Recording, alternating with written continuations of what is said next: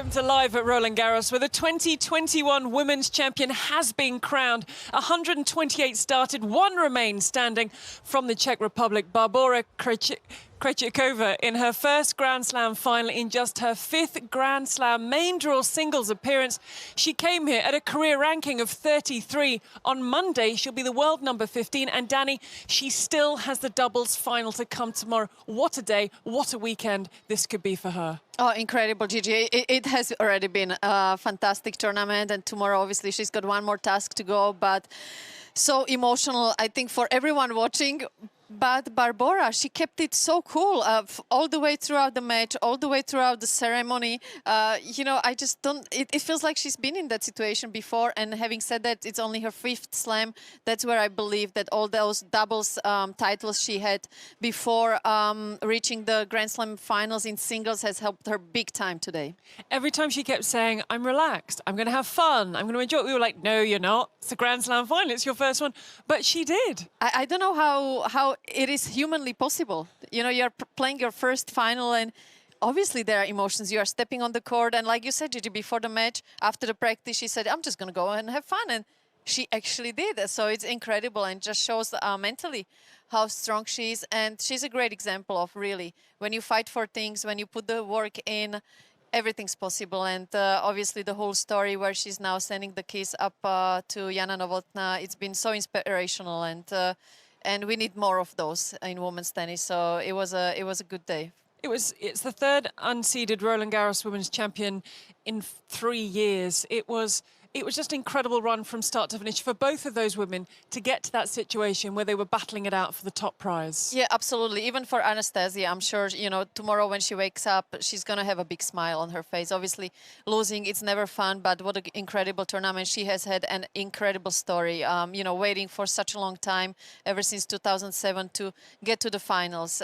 As all the players on the tour, I think we wanted her to be there because we knew how much potential she's got in her game. And then with Krejcikova, you know, she kept surprising us with every single match.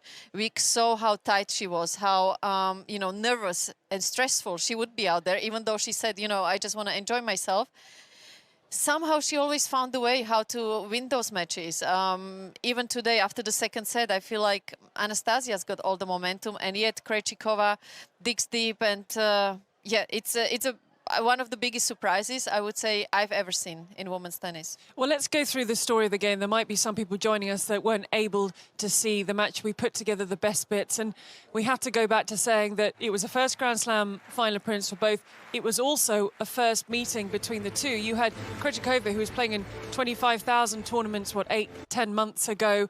Very different levels of experience and a very new experience in this. That's why it was so hard to predict anything before the match, because they never played against each other. None of them was in the finals before of a Grand Slam. So there were so many unknown. And I feel like, you know, still the first couple of games, we can't really tell. Obviously, they must be feeling the nerves a little bit. We always say 2 service games it takes for your kind of the adrenaline to kick in and take over the emotions. But, you know, ever since the 1-1 game, Krejcikova just took it to another level. It was obvious that Anastasia was not pushing off the leg right from the start, especially on the serve. And that's where Krejcikova took advantage of it. It's never easy mentally when you know that your opponent is not at her best physically. And that's why, once again, we go to those emotions from Krejcikova. She just kept it calm, kept it cool. I don't know what I would be feeling out there when I know I'm playing my first Grand Slam final and against someone that is not physically really 100%. For sure, I would be freaking out. So credit to her.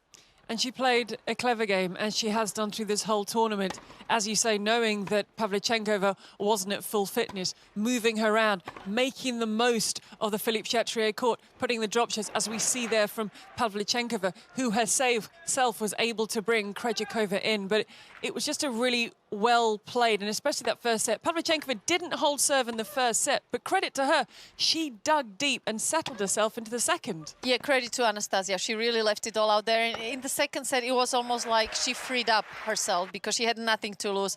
After, you know, first set being 6-1 down, she's physically not feeling out there, so she started to go for her shots a little bit more, throwing in the drop shot and making the rallies shorter her way, actually. That's something I expected Krejcikova to do, but Pavlyuchenkova knew that she couldn't really run after too many balls in the rallies, and that's where, yeah, the second set was all the momentum for Pavlyuchenkova, and even going into the third, I felt like she was going to be the favorite there.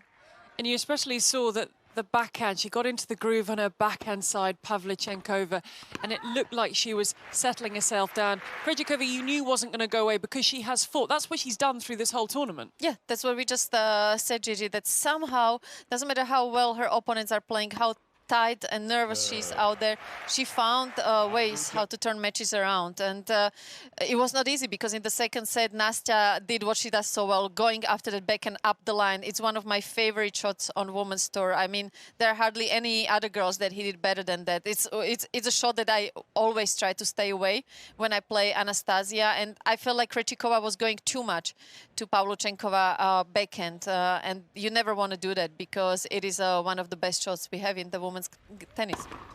There was a lot of positivity from Pavlyuchenkova, who really regrouped so well. Yes, she knew she wasn't at full fitness and Krejcikova was going to move around as much as she could. But at this stage, as you say, momentum-wise, you were just feeling it moving towards Pavlyuchenkova. But then obviously the problem that she's been dealing with in that left thigh got to the point where she needed treatment. Yeah, I mean, it's understandable when she was struggling already with it from the beginning of the match, that it was a matter of time that she would have to call for the treatment. So totally understandable given the conditions. And yeah, that's where she kind of started to lose the momentum. And in Krejcikova's mind, surely she must be thinking, right, I just got to make her move as much as I can. Not easy, because you get so tight when you know, you kind of like expecting to win most of the rallies because, you know, your opponent is not 100%. You don't want to go too close to the lines, but still being aggressive. So it's not an easy balance to find, but Krejcikova did incredibly well to keep calm, keep her composure, and yeah, what a turnaround in that third set. And I imagine it's also tempting to change your game plan. The thigh is strapped. You know the problem is really real in there, struggling. So do you go away from what you've been doing so successfully to sort of try and catch her out? Well, she had to go a little bit away because obviously the second set didn't go her way. But yes, mentally it's so hard because you've got that game plan from the beginning of the match. Works great in the first set. Then how do you adjust that? It's a tricky one for the mind. But that's where Krejcikova is really smart. And that's what she's shown us over the 14 days, that she was able to adjust to whatever her opponents were throwing at her, not only mentally but tactically, and that's why she deserves the trophy. Also, at the end of that second set, before the third, she went off court for, I think it was about 6 minutes. You've got Pavlyuchenkova, whose left thigh is probably not feeling that great while she's sat around. But Krejcikova took the time, she composed herself, she came out, and once again, she just reset. Yeah, you know, when you have a tight muscle, the last thing you want to kind of sit around, wait around, because it just gets even tighter. So, yeah, it was not easy for Nastya to start off the third set well. But like I said, we have to give her so much credit because she really left it all out there as well. Well, she was cool as a cucumber. As we said right from the very start, when we were getting to these points thinking, well, it's getting closer and it's getting closer to the finish line. And this is the biggest match of her career. And yes, she's won 2 majors in doubles and she's been #1 in doubles. But this is something that all players talk about. They work for this moment their whole lives. But at no point did you feel, once she took the lead in the third, that she was going to falter? I mean, honestly, Gigi, I don't know how she does that, because me, if I would have ever been in that situation, probably I would be panicking. I would not want to be on the court and all of that. And yes, cool as a cucumber, and wait till the ceremony. that's another step up there. I mean, if we think, you know, she's really not sharing any emotions. It's going to be fascinating to see the scenes afterwards that, yeah, really just kept it calm all the way, not only through the match, but throughout the ceremony as well. And, you know, we always say tennis is played in between the ears, and she was the strongest mentally out of all the girls we have had in this tournament. Imagine what is going through her mind at this point. Last year at Roland-Garros, at the end of October, she was over 100 in the world. She's moved 100 places since then. She won the Strasbourg title coming into this. And then she's taking the applause of the crowd as a Grand Slam champion. And also the way to finish it was almost like against Sakari, where did we gonna get a challenge or not? I mean, was the empire coming down? But good for her, and what a relief. Wow, the eyes closed, the music playing, the crowd are on their feet. Barbora Krejcikova is the Roland-Garros champion for 2021. She dropped 3 sets over the course of this tournament. She dropped a set in her semi, she dropped a set in the final, she dropped a set when she started things off in the first round. She is the winner, she is the champion, and we got her thoughts on court immediately after she won the match. Je vous propose d'écouter. And I'm sure you have a special thought for Jana Novotná.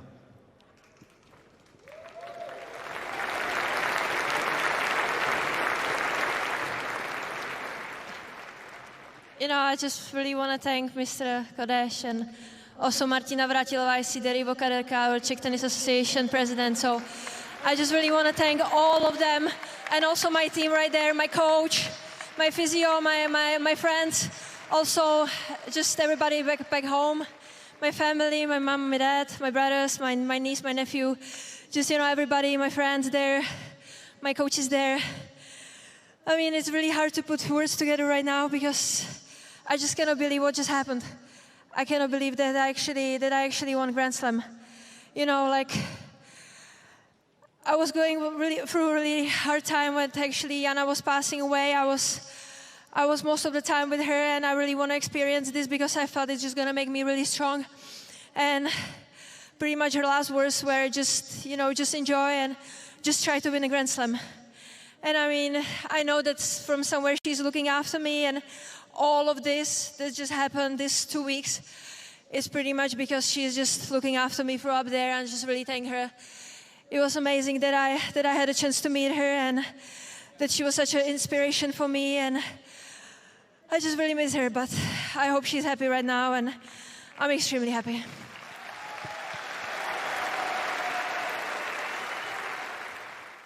A very emotional speech delivered in a very composed manner. Following that, we had the trophy presentation, the ceremony. She was awarded the Coupe de Susan Lenglen. And once the ceremony had cleared, Eli was able to get a few words with the coach of Barbora Krejcikova. Alice, congratulations. You look like you just ran a marathon. You look tired. I look very tired because the match was a little bit longer, but too much emotions, and it's perfect. I'm so much happy, and I don't have words. Sorry. Did the match go like you planned? Was there a plan? And did the plan work? The start was on plan, and second set the Pavlyuchenko played very well, and the plan was out. But she's coming in the third set again. Hold on the plan from start, and that's it.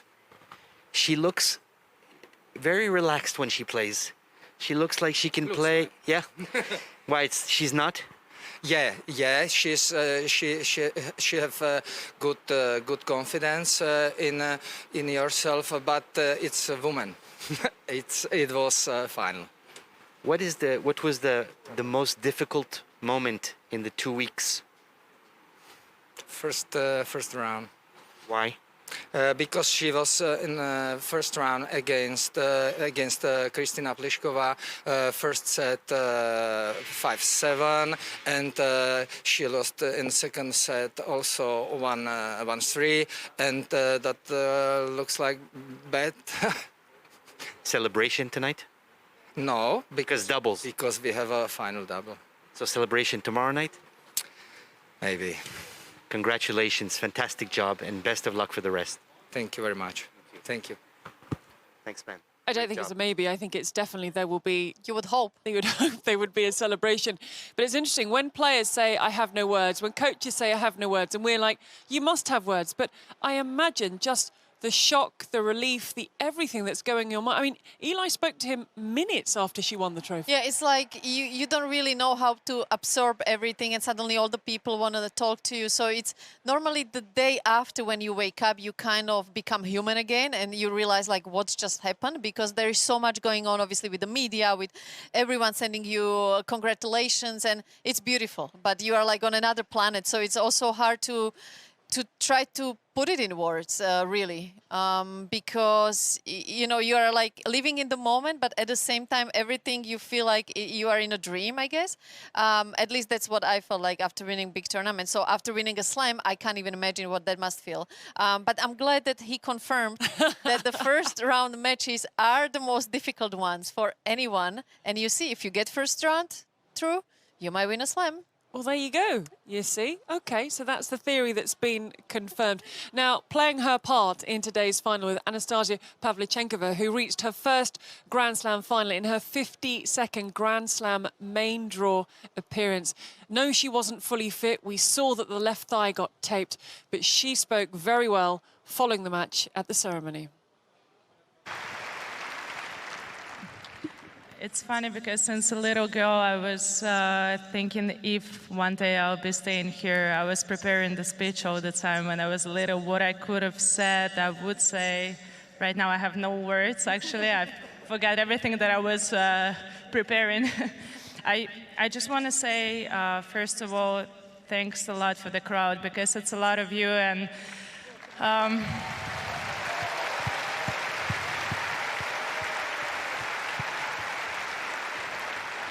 I heard a lot of support from you. It means a lot to us, both of us, especially in these difficult times. And Roland-Garros putting up this great work for us. Thank you.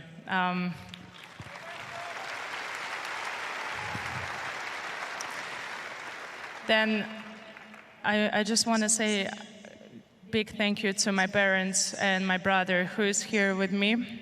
Without them, I wouldn't be standing here at all. And a couple weeks ago, my brother told me, you know what, I got you. We're going to get something big. And I told him, you know what, I don't feel I'm ready yet. I think I need more time. And a couple weeks later, I'm in the final of Roland-Garros. So thank you for believing and pushing me. Well, speaking of her brother, a short time after that ceremony, Eli was able to get a few words with the man himself.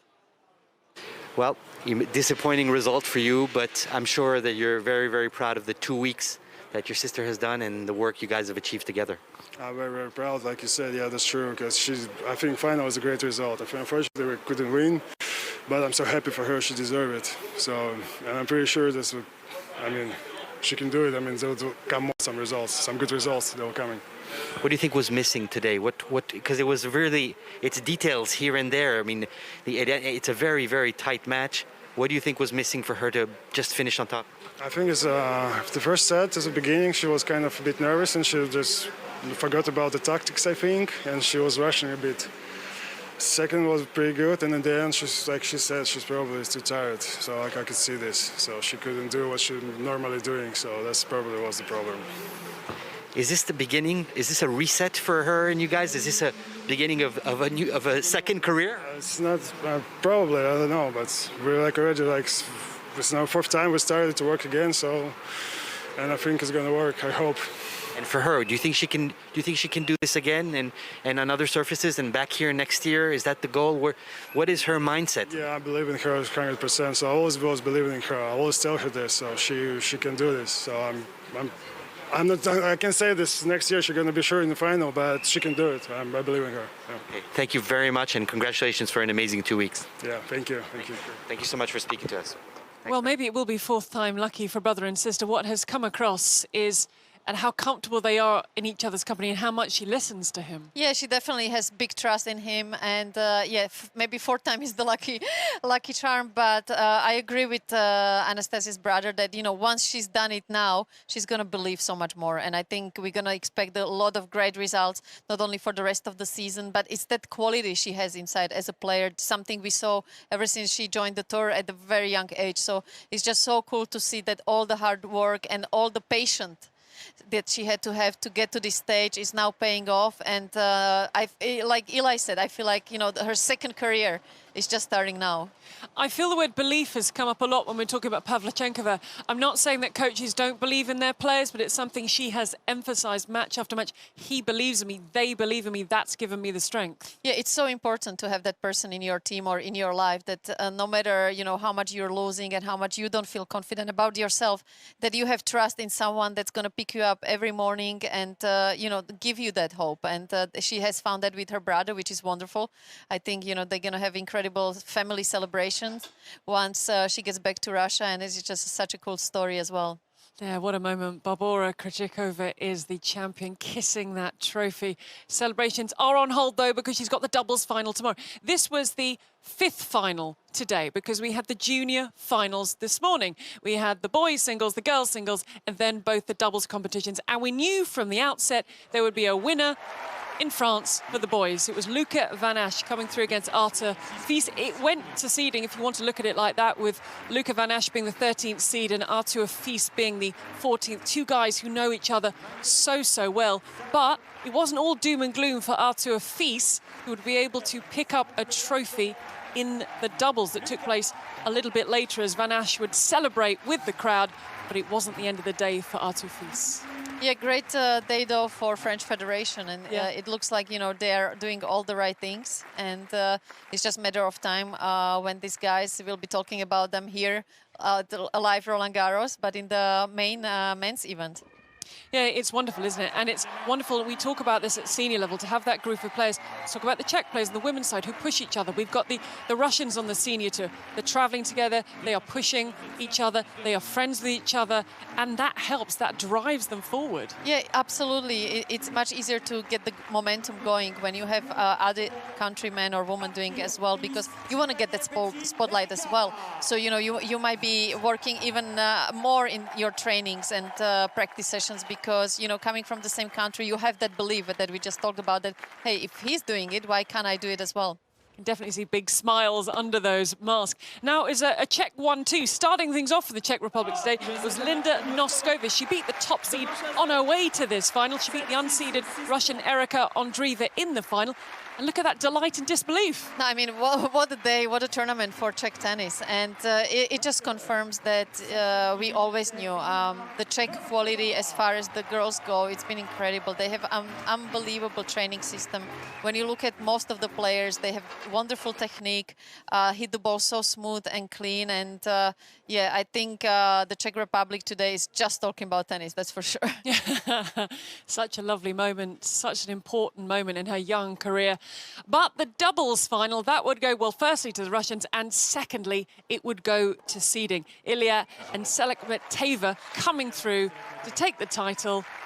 Nice big smiles, big hug. Wow, look at that strapping on that thigh. And May she got through it. She did. They are champions. Well, good thing is in doubles, you're only covering half of the court, so probably was not limiting her. But yeah, that's what you get on clay. Sometimes those muscle pains. Yeah, by the end of the tournament, they can be strapping all over the place, but she won't mind. She won't feel a thing because, wow, on the shoulder as well. She's bandaged up, but she is holding that trophy aloft. She's got to be better careful because, you know, she's still very young. So let's hope she does a good physio work and a lot of rehab exercises not to, you know, carry those injuries, you know, towards her main senior competitions. But the other wonderful thing to see there is the crowds that are watching and cheering on those players. And they might be players that they've never heard of in their case, but they were there and they were supporting them. It's a really big moment. I think, Gigi, that's been the story of this tournament. Just seeing the fans all around the grounds and watching the matches, like you said, the juniors, the wheelchairs, the main competition. It has been such a special tournament, and the energy of this place, I don't know about you, but it's one of the Roland-Garros I will never forget for many different reasons. We also had incredible weather with all the sunshine, so it's been a special 2 weeks and we are not finished yet. And we got lucky with the weather. We have to absolutely. This point. I don't want to jinx it, but I think we're going to be okay for tomorrow. Tomorrow we have the men's final. Stefanos Tsitsipas in his first Grand Slam final at the age of just 22, taking on the world #1, who is in his quest to win his second Roland-Garros title.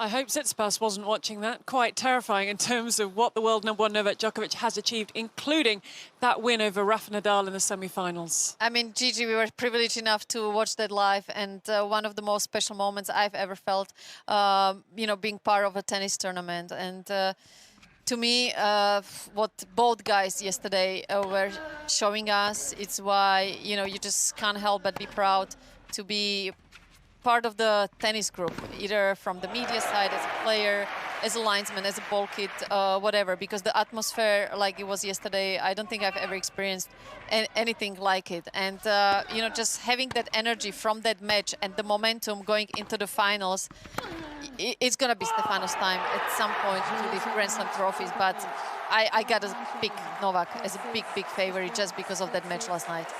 And the importance of that third set, it lasted over 90 minutes. And you just felt for all the pain they were both going through, whoever would get that would have the advantage going into the fourth. Yeah, absolutely.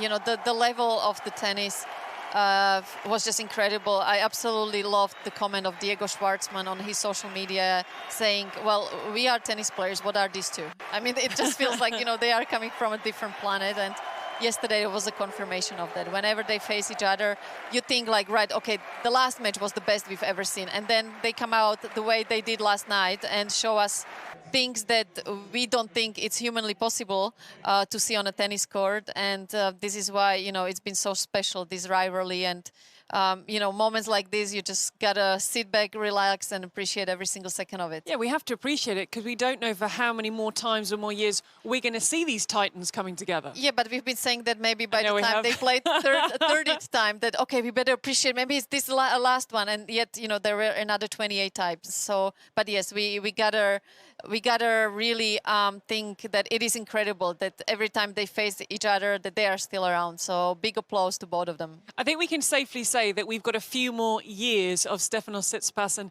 and Sasha Zverev. This was the first semi-final of the day. This is the one that actually delayed the start of that 58th meeting.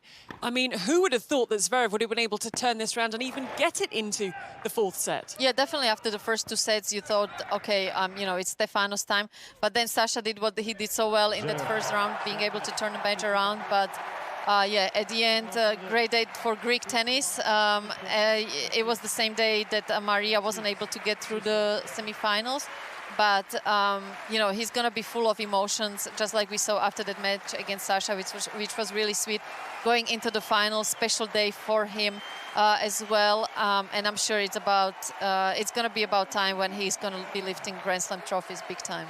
And you just feel, and we've said this throughout the 2 weeks, he has been building towards doing something like this at Tsitsipas. Yeah, absolutely. It was nice, a nice process that he's not delaying it.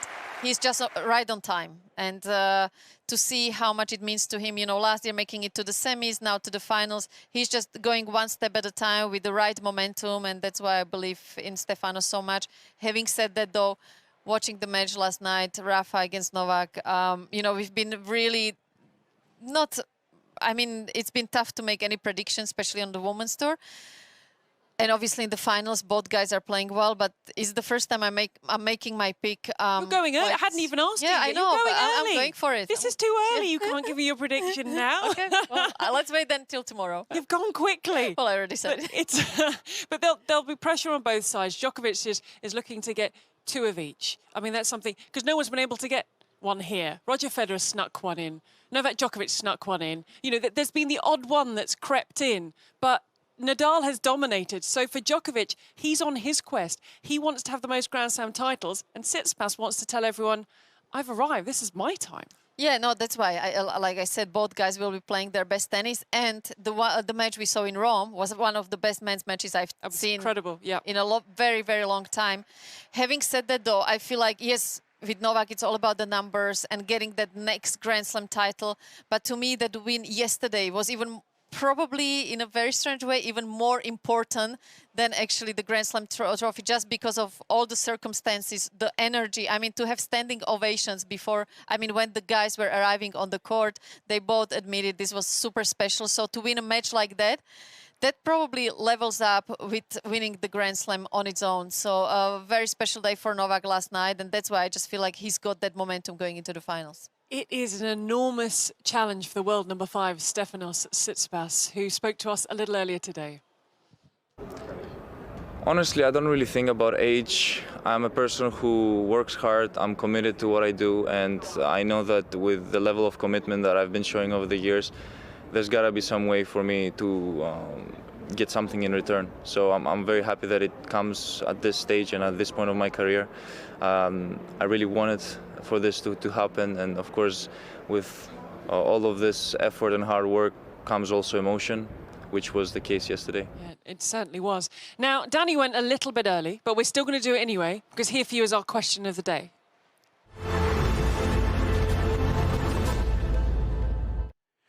But I'm thinking you might have changed your mind, because it's been 2 or 3 minutes. You've just heard from Tsitsipas. Very simply, the question we put out on social media, Djokovic or Tsitsipas? Well, should I then wait for the fans again, what they're going to go with? No, yesterday I was trying to kind of hit the lob and wait and not having to decide. You so went that's over. why today I'm super Yesterday decisive. you went over and that was it. And today you've gone Djokovic before we've even had the question. But it's in some ways it's an obvious one because of the experience Novak Djokovic has. And I think you're right in terms of that win over Nadal. Unless there was so much emotion in that win over Nadal that effectively was his final, as you just said there, that maybe that is more important, that win, than going on to get the title. Yeah, definitely. It took so much emotional energy out of Novak, but at the same time, I think it kicks him to even, go out there, be totally free. If he was able to overcome that, 80% of the crowd was against him. Like I said, all the circumstances given and managed to win that match, you can't help but pick Novak as a favorite, at least to me. Okay, now we're going to see the result. So Okay, we're going to see the result. People have been voting. You can find this on the Roland-Garros social media channels, and the number... Wow. And now that must surprise you. Yeah, it does. It's much closer than what I thought. But having said that, Stefanos has had incredible tournament himself, seeing how much it means to him after that semi-final in the speech. And yeah, I mean, of course, he's playing his best tennis. Otherwise, he wouldn't be in the finals. But just from what we saw with the girls, you don't know how you're going to feel out there, being your first final ever. So that's why I'm a little bit surprised with that result. Ooh, right. Let's move things on to this evening's Eye of Daniela.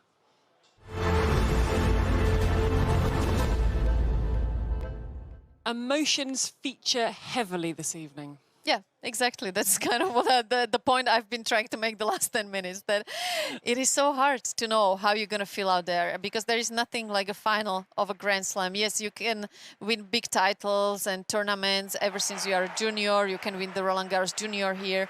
And then you see, reactions like this, because it's the combination of suddenly all the hard work you've been through ever since you pick up a racket between the age of 5 or 6 years old up to that point. It's like in a flashback. Then you want to share that with all of the people that you have around. Then you got to talk to the media. So that's why in times like that, it's so important, at least me personally, to deal with those emotions was to find time for yourself, to go away from it all, to at least go 1 hour in the nature or somewhere to listen to music and not having to answer any questions, even if it's with your loved ones. No, you just want to be within yourself, because on the court, to the media, you always have to give energy outside. So it's so important to kind of find ways how to recharge and just stay calm before another storm comes and before you have to go out there and put all your tennis together, not overwhelmed by the occasion and the emotions. Well, we saw the emotion there from Stefanos Tsitsipas. Now let's hear from the man himself and what it meant to him. All I can think of is my roots, where I came from. I came from a really small place outside Athens. My dream was to play here. My dream was to play in the big stage of the French Open one day. I would have never thought that I would.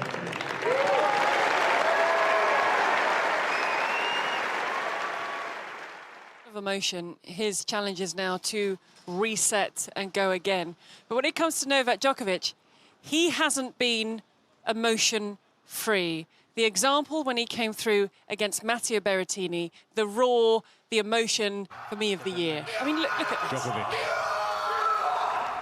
3 manches. 6-3, 6-2, 6-7, 7-5.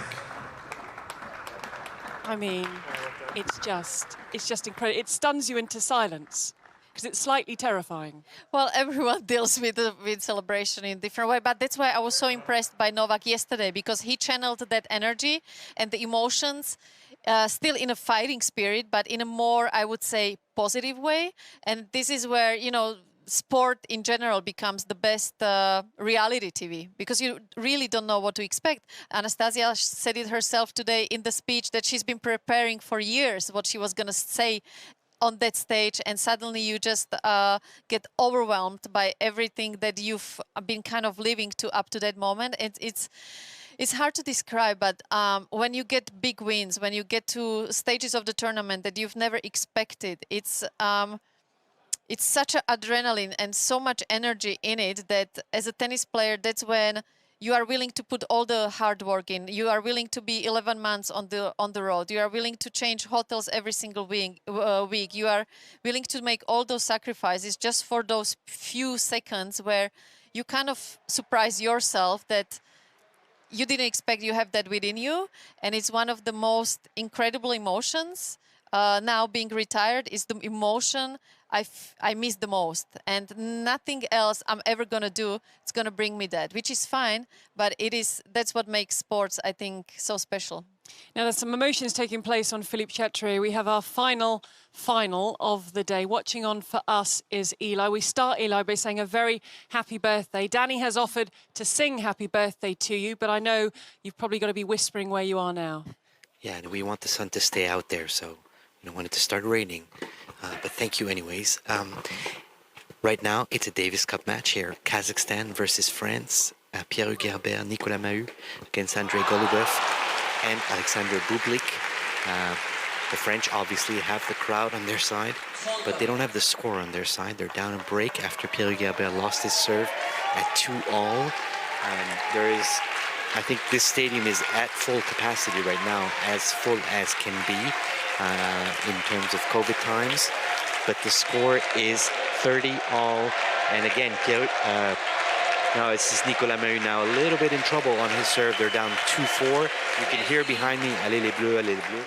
Sun shining, court halfway in the shade. So there's a shade line cutting the court in two, which makes it a bit tricky. And it is break point. Break point for a double break lead for Golubev and Bublik over Mahut Herbert, who have won this title in 2018 and are looking to get the second one here. Eli, thank you very much. Enjoy the rest of your birthday, and Danny will sing to you next time you're in the office. Oh, he disappeared. He didn't even say yes or no. No. Is that right, okay, approval? fine, okay. Okay. Well, I did offer. You did offer. With pleasure. Anybody can sing. Please sing, sing, sing. There we go. Happy birthday, Eli. Right, Thank you very much. He's going to focus on the match that's taking place behind him. We're going to take a look at the order of play for tomorrow. We start with the women's doubles final, Barbora Krejcikova. That's why there's no celebration this evening, because, Danny, she is back in action tomorrow morning. I feel like she's not even leaving the site. Is she, like, sleeping here? Because, you know, every time we have the schedule of the day, I feel like she's been playing every single day, literally, for the last 14 days. So, yeah, what a day it's going to be for her, but exciting against Matek and Iga. That's going to be super, super fun to watch. And then obviously the men's finals. And we got your prediction for that? For the men's final, yes, I'm sticking with Novak, even though that fans voting was very close. I didn't expect that. And maybe for a second night running, we can go and enjoy a little bit of tennis. Yes, please. That would be lovely. Live at Roland-Garros, we'll be back with you. We'll have more for you at 1 o'clock. Now, that is previewing the day's action. We'll be hearing from those involved and just getting you ready for the match. And then, as was today, around 45 minutes to an hour after the final ball has been struck, we'll be back with our final live at Roland-Garros of the 2021 Championships. So we really hope you can join us for that tomorrow. But enjoy the rest of your day wherever you are.